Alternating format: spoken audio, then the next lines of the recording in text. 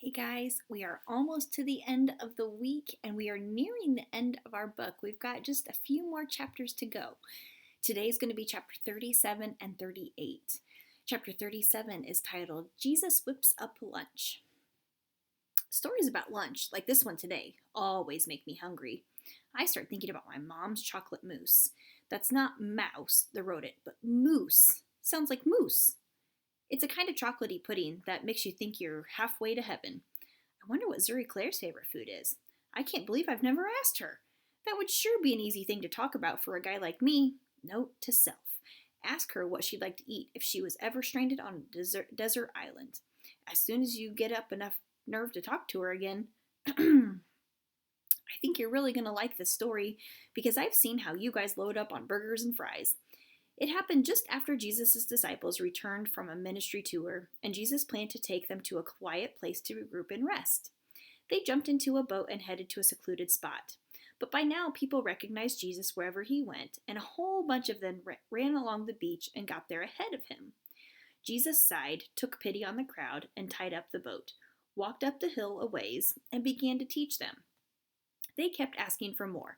Late in the afternoon, his disciples came to him and said, Jesus, we get that you want to teach these folks instead of doing our retreats, but now it's getting late, and there aren't any restaurants around here. What are we going to eat?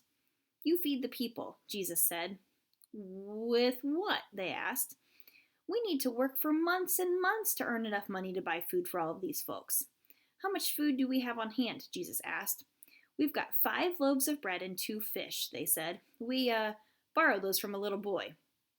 We don't know how happy he was about sharing his lunch with this huge crowd, but he said you can have it. Have the folks sit down, Jesus said. It's time to feast. He took the few loaves and fish, looked up toward heaven, and blessed the food. Then he started to break the meal into pieces.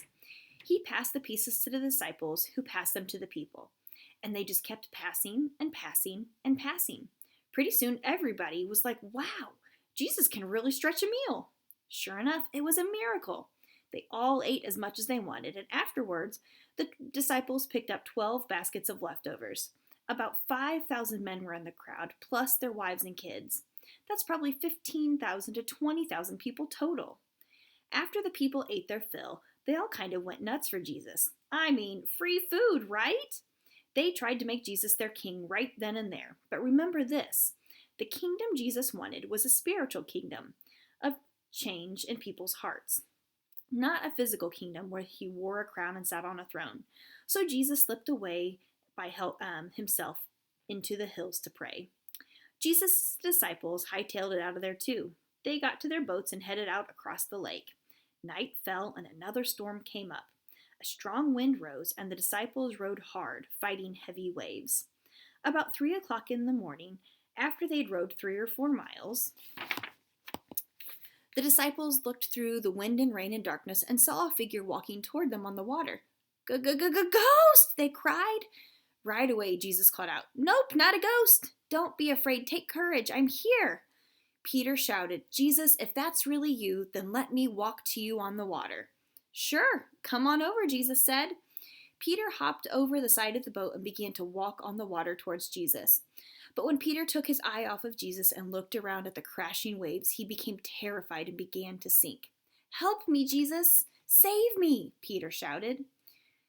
Jesus reached out, grabbed him, and said, Where's your faith, Peter? Why did you doubt me?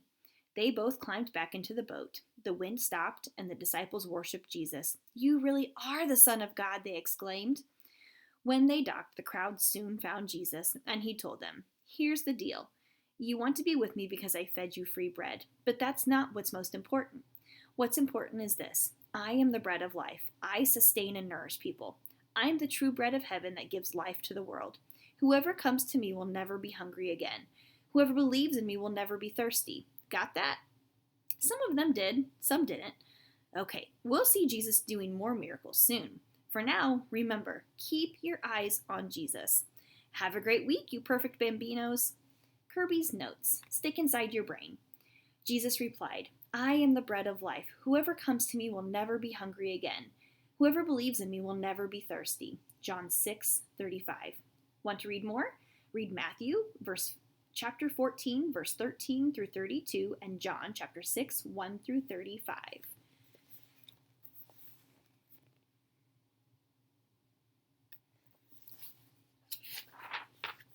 Chapter 36, Jesus Spits.